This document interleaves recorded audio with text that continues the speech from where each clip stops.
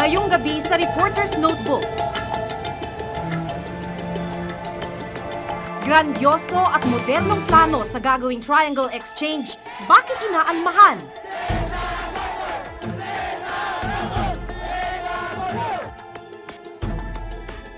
Saka nakakita ng ganyan, pagkatapos na may expose namin ng mga buhay namin, kung saan lang kami dadalhin. Hindi pwede. Kaya nagawa ito dahil sa amin, na tinaya namin ang aming buhay. Pagkatapos, ganun lang gagawin sa amin ngayon kung maganda ng kanilang posisyon.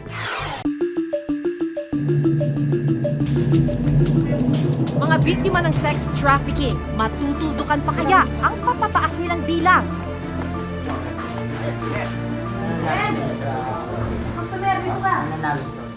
Galit na hindi ko ma-explain kung anong mararamdaman ko. Galit, parang nakakapangdiri, nakakapangmanhid. Kaya nga minsan sinisipa ko yung customer ko, nagmamakaawa ako na wag nila akong galawin. Isyong malalim at makabuluhan. Buong tapang na binusisi at binantayan dito sa Reporter's Notebook.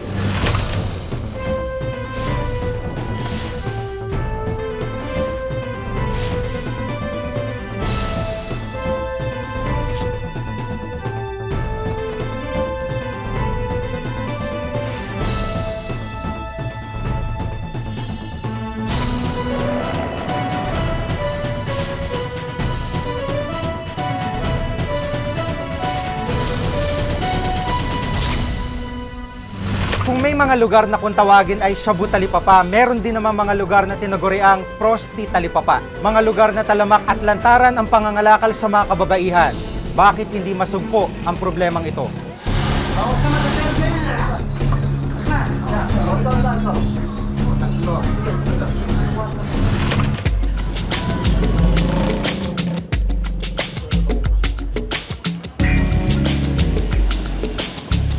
Sa likod ng malakas na tugtugan at kumukutitap na ilaw, isang lumang kalakaran ang nagaganap. Pagbebenta ng panandaliang alin. Sa isang lugar sa Pampanga, iba man ang sistema, talamak din ang ganitong kalakaran. Ito yung isa sa mga eskinitang lagusan papunta doon sa tinatawag na area o binyagan dito sa Pampanga. At dito dinadaan yung mga babaeng ibinabiyahe mula sa iba't ibang lugar sa ating bansa.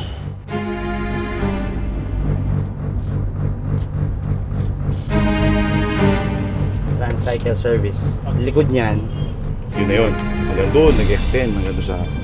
So may skinita dyan. Sa isang surveillance operation, 3 linggo na nakakaraan. Pinasok ng mga operatiba ng National Bureau of Investigation o NBI ang lugar na ito sa Pampanga na mas kilala sa tawag na area o binyagan. Makikipot ang iskinita papasok sa area. Maaga pa lang, buhay na ang lugar. Pagpasok, ilang bugaw agad ang sasalubong.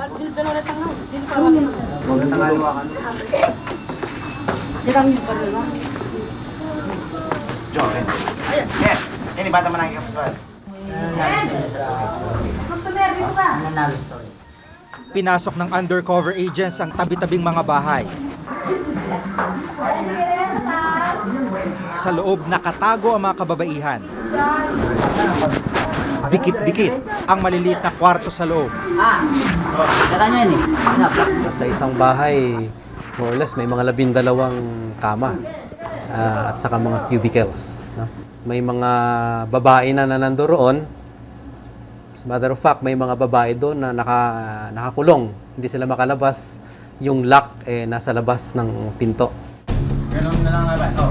Mistulang one-stop shop ang area sa bentahan ng laman. Bawas naman sa sweldo niya.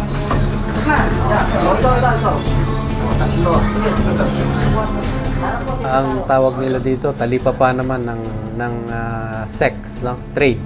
Ang sistema, kapag gusto mo ng sex, papasok ka lang doon sa pinakabarangay na yon, magbabayad ka doon sa entrance, tapos dadalhin ka na sa mga kwarto. Sa 300 pesos up to 500 pesos, meron ka ng babae, may kwarto ka na for 1 hour. Open secret ang sex industry sa area. Bawat Kapampangan na aming natanong, alam kung ano ang meron sa lugar. Maraming mga ano doon, babae. Mga babaeng nagbibigay ng aliw. Tinatawagan yung mga nagdadaan ng tricycle, kaya yung naka-single, lala kapag nainom yung mga lalaki. Bayaran daw yung mga babae dyan, kaya nakakamura sila dyan. Kinalakanan ng asset ng NBI na si Jerry ang area. Hindi raw magtatagal ng ilang dekada ang operasyon ng area kung walang kapit ang mga may-ari ng kasa. Sa tingin mo bakit tumagal yung operation ng mga bahay nito? Sa tingin ko kasi malaki ang ano dito, ang kickback na makukuha. Yung mga malaking protector na mga naka-uniforme. Kasi paglabas mo dyan, iniikutan ka na ng mga naka-uniforme. Sa kapulisan ko dito sa Station 2, sa aking AOR, siguro sasabihin kong hindi sila involved. Sa kabila ng pagtanggi ng kapulisan, nakapagtataka na ilang kanto lang ang layo ng area sa istasyon ng pulis. Actually, record shows na marami kaming operations na ginawa sa nasabing lugar. Ang problema nga, dahil marami kaming focus and concerns, hindi namin masyadong nagkaroon ng priority yan dahil nga merong naka-assign dyan to monitor na niyan ang concern nila.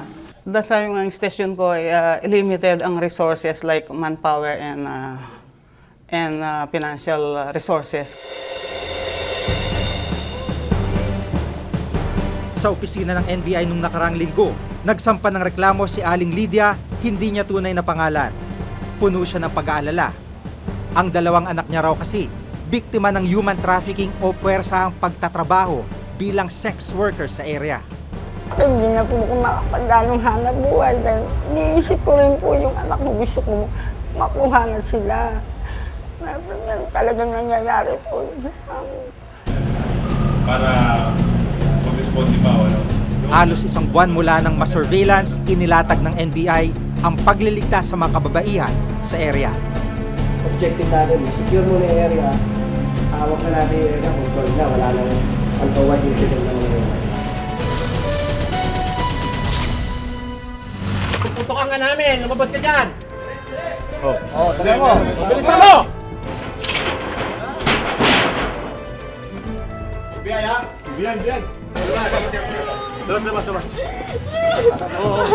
Ang Public Affairs Show na inabangan nyo tuwing Martes. Ang isa sa mga tagapag-uwi ng mga pagkilalang parangal ng mundo nasa DVD na rin. The Best of Reporters Notebook. Ibang istoryang hinanga at pinarangalan mula Asya hanggang Amerika. Batang Kalakal, Pinoy Exodus sa Lebanon, Backdoor, Gatillo, at Isla Fuga. Imbitado ka sa launching ngayong Sabado, March 15 sa Powerbooks SM Mega Mall. Kasama sina Maki Pulido at Jiggy Maricad.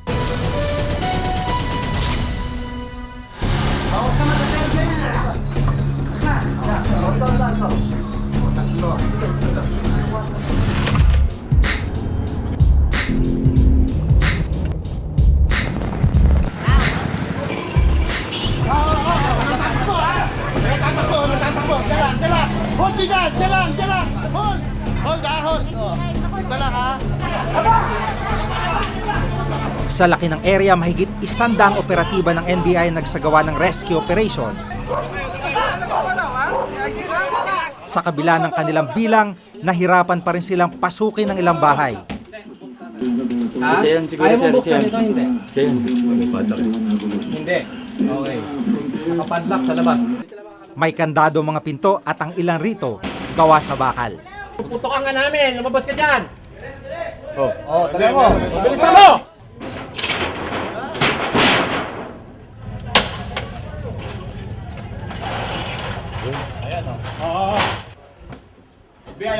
Sa isang kwarto, ilang kababaihan ang agad natagpuan.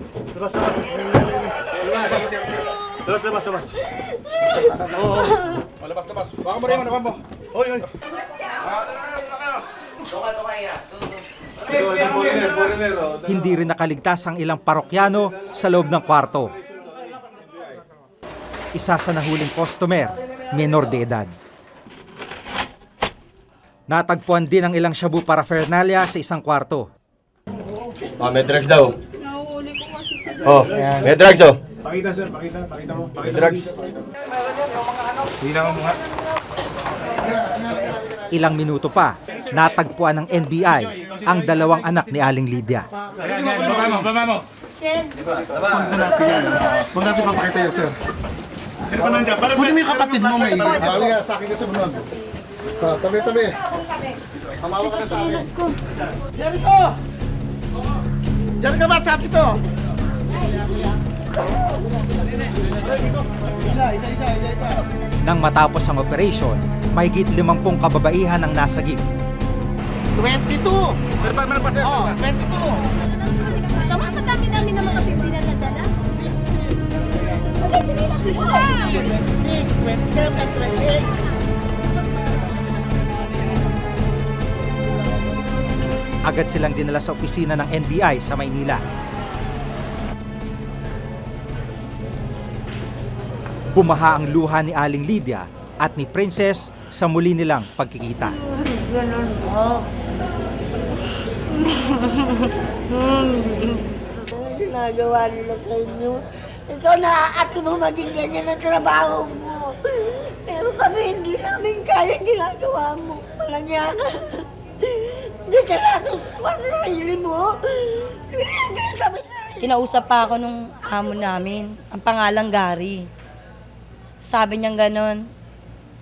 Sabi niya, gusto mo bang pumasok ng trabaho? Sige. Sumagot ako, oo. Sabi ko, kailangan ko po para sa anak ko. Sige, pero hindi niya sinabi na kasa pala.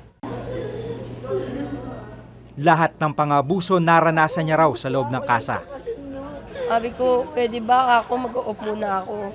Hindi mo na ako magpapagamit. Sabi ko kasi papagod ako, masakit ako. Sabi niya ganun, hindi pa pwede dito ang off-off. Sabi niya ganun, mag-o-off ka lang pag may regla ka. Sabi niya ganun.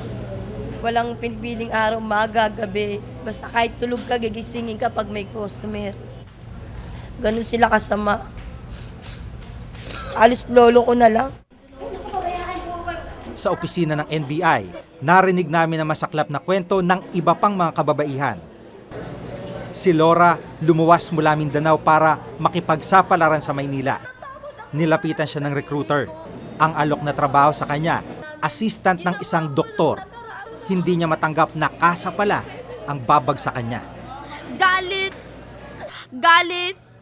na hindi ko ma-explain kung anong mararamdaman ko. Galit. Parang nakakapangdiri, nakakapangmanhid. Kaya nga minsan sinisipa ko yung customer ko, nagmamakaawa ako na wag nila akong galawin. Gusto mang tumakas ni Laura, hindi niya magawa dahil sa higpit na mga bantay. Minsan na raw siyang nawalan ng pag-asa. Dahil sa sobrang panghilimahid at pandidiri sa sarili ko, nagtangka ako magpakamatay. Hindi ko na kaya yung kababuyang ginawa nila. Pero sa kabila nito, lumalalang problema ang sex trafficking sa bansa. Tulad sa Pampanga, hindi rin nalalayo ang sitwasyon sa ilang bahagi ng Kamaynilaan.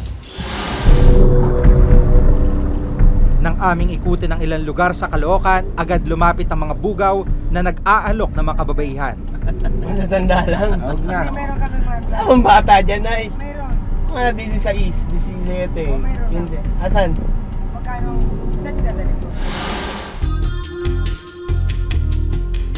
Si Auring halos 20 taon ng bugaw, aminadong nagre-recruit ng mga kababaihan sa probinsya. Gaya ng mga iba-ibang lugar, Bicol, Bulacan, tsaka Cavite. Kasi para pang pakinggan, agency, paalam namin sa may hawak sa inyo. Pero alam na nila na gano'n na yun. Kasi maraming kapitbahay rin na ano. Kasi minsan tinatanong ko, ano kailangan nyo sa kanya? Papasok ko namin siya sa agency. Tulad ng domestic, kunyari gano'n. Tanggap na nila sa kahirapan daw ng kanilang buhay. Kasi sa mga probinsya, marami may hirap eh. Taong 2003 nang isabatas ang Republic Act 9208 o Anti-Trafficking in Persons Act. Nakasaad dito ang mga gawain at uri ng human trafficking, kabilang ang pagtutulak ng mga kababaihan sa prostitusyon. Parusang habang buhay na pagkakabilanggo at multang hanggang 5 milyong piso ang naghihintay sa sinumang mapatunayang nagkasala. Pero ayon sa Coalition Against Trafficking in Women, malaking problema rin ang epektibong pagpapatupad ng mga otoridad sa batas. Walang kaming nakita sa jurisprudence sa pinarusahan na may-ari ng owner o prostitution establishment. So the focus of interventions have always been towards the women. Sa pinakahuling tala ng PNP, wala pang nahatulan ng pagkakabilanggo na may-ari ng kasa. Karaniwang mga bugaw lang ang nakukulong. Ang mas malaking isda, laging nakakalusot. Hindi naman itinanggi ng Philippine National Police na tumaas nga ang kaso ng human trafficking na kanilang naitatala. Pagpasok ng 2004, nagkaroon ng kaunting slight decrease, naging 5.26%. Ngayon, pagpasok naman ng calendar year 2005, 206% ang increase. So we can see that there was a tremendous increase hanggang sa ngayon tumataas ng tumataas.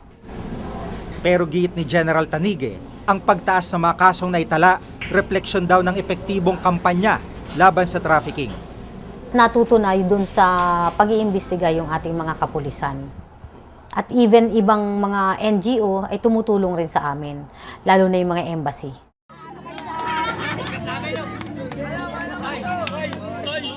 Isang linggo matapos ang rescue operation sa Pampanga, kinumusta namin si Princess. Inabutan namin siyang nagpapahinga sa kalsada.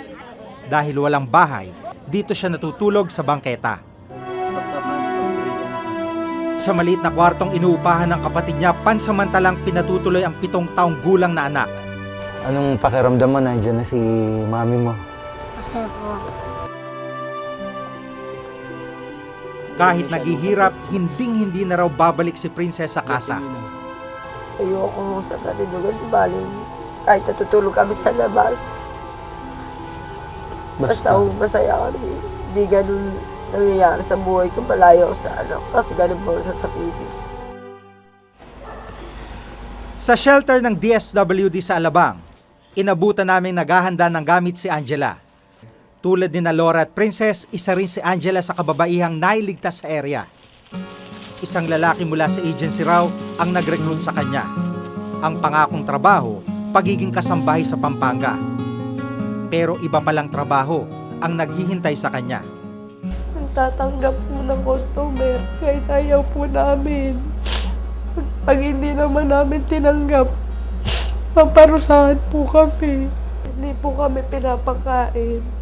Kinukulong po kami. Pinapalo po kami. Tapos di po kami pinapalabas. Ngayon, uuwi siya sa Bicol para muling makapiling ang anak.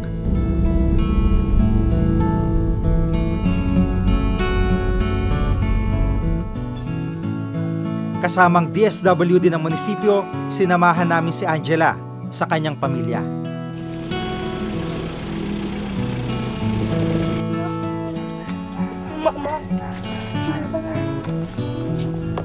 Lahat ng pagdurusa ni Angela, tila napawi ng yakapin ng anak. Yun lang po, na makita ko lang po siya, masaya na po ako.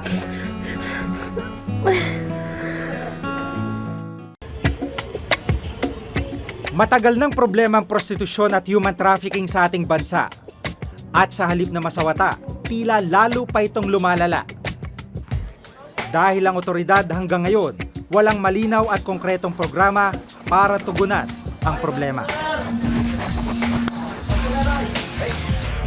Ako si Jigo Manikad at itong nakatala sa aking Reporter's Notebook.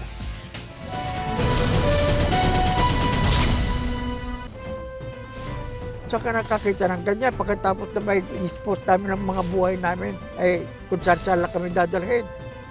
Ay, hindi pwede. Kaya nagawa ito dahil sa amin, na tinaya namin ang aming buhay. Sa muling pagharap ng bayan sa isyu ng korupsyon, patuloy na dumarami ang mga tanong. Saan nga ba nagmula at saan patutungo ang eskandalong bumabagabag sa bayan? Sa masusing pag-uusisa, pag-aaralan ng News and Public Affairs Team sa isang dokumentaryong hahanapan ng linaw ang pagkakaugnay-ugnay ng mga pangyayari sa ZTE-MBN scandal. Pangungunahan ng mga pinakapinagkakatiwalaang mamamahayan, sina Mel Piangco at Mike Enriquez. Enriquez. Ito ang Koneksyon, Anatomy of a Political Scandal. March 16 sa Be one of the chosen few to learn from the masters on the first ever Eyewitness Docu-Seminar.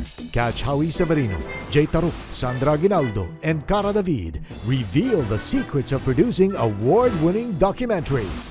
To register, submit your resume and an essay about your favorite Eyewitness episode by mail to Eyewitness, GMA Network Center, Diliman, Quezon City, or by email to eyewit.docufest@gmail.com. 80 participants will be chosen to the free seminar. So do not miss the chance to discover what goes on behind television's finest hour. Application ends March 15. Isang moderno at magarbong distrito na magtataglay ng mga primera klaseng condominium units, gusaling komersya, libangan at pasyalan. Ito ang Triangle Exchange. Sa kabila ng maganda nitong plano, makatarungan ba ang proyektong gaya nito?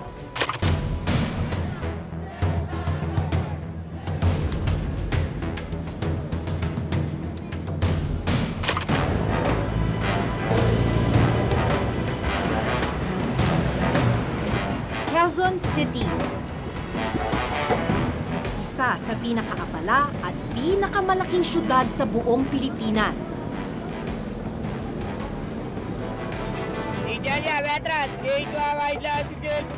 Dito matatagpuan ang ilan sa mga pambansang tanggapan ng ating pamahalaan at ilang pagamutan. Karamihan itinayo pa maraming dekada na ang nakalilipas. Isa na rito ang Veterans Memorial Hospital o mas kilala ngayon bilang Veterans Memorial Medical Center. Itinatag noong dekada 50, tinutugunan ng VMMC ang mga pangangailangang medikal ng mga veteranong sundalo noong World War II at mga retiradong kawani ng Armed Forces of the Philippines at maging mga kaanak nila.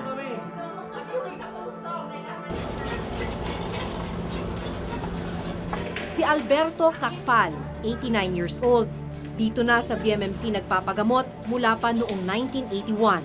Nung ako'y nagkasakit ng matindi, dinala ko sa Calao, sa US Army, doon ang panang US Army. Ngayon, doon sa Calao, ito pa naman, andyan di American Python noon. Kaya dinala ko from Calao to the veterans. Sir, ano po yung naging sakit ninyo? Mga sugat sa Army, kagaya nito, ayan. Dito nga, may bal pa nga sa likod eh. Ayaw tanggalin ni Dr. Cruz. Libre sa halos lahat ng mga serbisyong medikal si Mang Alberto bilang benepisyo sa kanyang paglilingkod sa bayan noong ikalawang digmaan. Pero may pangamba si Mang Alberto na ang mga benepisyong ito bigla na lang maglaho. Ang dahilan, ang di umano'y planong pag-demolish sa gusali ng ospital at pag-develop sa lupang sumasakop dito bilang commercial residential area. Alinsunod ito sa inilabas na Executive Order 620 na nagsasaad na pabilisin ang pagpapaunlad sa North and East Triangle sa lungsod, maging ng Veterans Memorial Medical Center upang maging isang Central Business District. Ayon sa development plan ng gagawing Central Business District na tinatawag ding Triangle Park, aabot sa 250 ektarya ang sukat ng lupang sakop ng proyekto na pagtatayuan ng iba't ibang modernong establishmento. That whole area is really at the heart of Quezon City. So it's all owned by the National Housing Authority, so the national government. Except for certain portions that have been disposed of, we started to look very closely at it. And we saw that it has a tremendous potential as the Central Business District of Quezon City. Umaabot sa 3 bilyong piso ang halagang inilaan para makumpleto ang framework plan ng nasabing proyekto na pinondohan ng isang Japanese firm. Isang komisyon ang binuo upang matutukan ng mabuti ang isinasagawang proyekto. Ayon kay Quezon City Mayor Sonny Belmonte, co-chairman ng Tri-Dev Commission, malaking pakinabang para sa lungsod at sa mga mamamayan ang hatid ng proyekto. Tri-Dev itself has tremendous value. As Roland, the NHA values it only at 20 to 40,000 per square meter. But once developed, I'm sure it will fetch 100,000 per square meter and in that vicinity. Magmumula raw sa mga private developer ang inisyal na pondong gagamitin para sa proyekto. Kung kaya't sinimulan na noong nakaraang taon ang paglalathala ng mga anunsyong nanghihikayat sa mga nagnanais mag-invest sa mga lupang bahagi ng Triangle Park. They can buy. They can either lease it on long-term lease, as has happened, or we can bid it out to people, and provided that they conform to the plans of the TriDev. Pero dahil sa sakop ang ilan sa mahahalagang tanggapan ng pamahalaan, lalo na ang mga pampublikong pagamutan, marami ang hindi sang-ayon sa proyekto. Walang katiyakan kung anong mangyayari sa kanila once i-abolish at i-demolish yung office sila. Hindi malinaw kung ililipat ba sila. We do not believe that it is timely na gumastos ng napakataas na halaga na hindi naman necessary at the moment, considering that napakaliit naman ng pondo na ibinibigay para sa mga basic social services para sa mamamayan. Ayon pa kay Gaite, mas maraming negatibong epektong hatid ang proyekto sa mga mamamayan. Posible yung mga ahensyang dating inaasahan nila for basic services such as the hospitals ay either ma-downsize or outright ay lusawin na. Ito ay isang proyekto na ang mas higit na makikinabang ay ang iilang mga malalaking mayaman at hindi ang taong bayan. That's the very wrongest thing. The basis of development is to assign to different places the areas that will earn the most value for everybody. Its development will result in progress for everybody. Remember that, ang progress is for everybody, not for just anybody. Isang VMMC sa mga establishmentong i-develop bilang bahagi ng Central Business District ng Quezon City. Kaya naman ganun na lamang ang pangamba ng mga empleyado at mga pasyenteng umaasa dito. Kapag ba kayo, mga veterans? Noong nakaraang linggo, nagsimula na ang lantad na pagprotesta ng karamihan sa mga empleyado at pasyente ng VMMC. Wala naman kaming gustong gulong mangyari. Ang sa amin lang, gusto namin bigyan kami ng assurance na kung hindi kami i-relocate, ano ang mangyayari sa amin, ano ang future ng ospital. Kami ba ibigla na lang, kagaya ng ibang mga institusyon na magising na lang ng isang umaga, meron ng mga bulldozer. We don't want that to happen. Labis ding ikinababahala ni Dr. Hernaez, tagapagsalita ng VMMC Employees Association, ang di umano'y paglilihim ng pamunuan ng ospital sa tunay na estado ng proyekto. We have a feeling na everything is done in a hush-hush thing. Why? Sabi ko nga kanina, pag meron namang mga issues na kagaya nito that concerns everyone, it is a common practice and I think it's a protocol and a policy na magbibigay ang, like ito, yung executive order na ito, dapat copy furnished ito lahat ng mga department heads within VMMC. Standard practice yan. Pero hindi ho ginawa yon. Hindi naman totoo yun. Wala naman kami itatagong impormasyon kasi bago lang naman namin na nalaman din ito. Actually, yung hawak nilang dokumento, yung Department Order, number 31, bago lang yun eh. Yun yung Department Order na pinirmahan ni Secretary, creating our committee. Kaya naman na-create yung committee namin kasi nilapitan na kami ng Quezon City. So doon sa malaking area, siguro una nilang nilapitan yung mga iba. Hindi naman namin kasalanan na ngayon lang na nila kami nilapitan. Para naman sa mga veterano, kawalang malasakit daw para sa kanila ang planong pag-demolish sa ospital. Tsaka nakakita ng ganyan, pagkatapos na may expose namin ng mga buhay namin, kung saan lang kami dadalhin. Hindi pwede. At unang-una itong pagkagawa nito, kaya nagawa ito dahil sa amin. Para matulungan lang kami mga veterano na naghirap din, na tinaya namin ng aming buhay. Pagkatapos, ganun lang gagawin sa amin ngayon kung maganda ng kanilang posisyon. We will never participate if there is not going to be a replacement of the hospital and if we cannot sustain that hospital by way of the revenues that we're asking for. They can develop a new hospital exactly in the same place. That seems to be a good concept because yung present na kinalalagyan ng hospital, Amerikano pa may gawa nun. I have seen the facilities, talagang okay pa yon. Mahigit 50 ektarya ang lupang sakop ng VMMC. 15 ektarya dito ang kinatitirikan ng ospital, samantalang ang natitirang bahagi nito ay ang Veterans Golf Course. At dahil sa ang konsepto ng Central Business District ay gamitin ang mga lupang hindi lubusang napakikinabangan, napabilang ang VMMC sa mga lupang ipagbibili bilang bahagi ng Triangle Park. VMMC is owned by the Department of National Defense. All right? The hospital used to be heavily subsidized by the U.S. government, which has now stopped subsidizing it for quite some time now. And as you pointed out, the greater part of the 52 hectares is occupied by a golf course. Si Monico Mangapot, 25 taon ng electrician sa VMMC. Labis niyang pinangangambahang posibleng mawalan ng trabaho kapag natuloy na ang proyekto. Mahirap siguro talaga dahil pag tinanggal ka rito, naisip mo yung pang-araw-araw na lang. Kasi yung pang-araw-araw, kailangan ng bata palagi baka hindi na magpasok yung mga anak ko Mag-isang itinataguyod ni Mang Monico ang kanyang pamilya dahil namatay na ang kanyang asawa noong nakaraang buwan. Kaya tanghilin niya sa mga namamahala sa VMMC kasiguruhan sa kanyang trabaho. Dapat inuna yung muna, lilipatan namin kung meron talaga. Yan ang kuha namin lang. Yan ang kuha ko lang dahil siyempre kawawa yung pamilya ko pag wala na akong trabaho. Para makalma rin sila, inassure namin sila na yung kinatatakutan nila, sinabi naman nila ang kinatatakutan namin, sabi namin may mga anak kami, matatagal na kami dito sa ospital, mawawalan kami ng trabaho. Ang sabi sa kanila, mas malalim pa dyan ang aming pananagutan.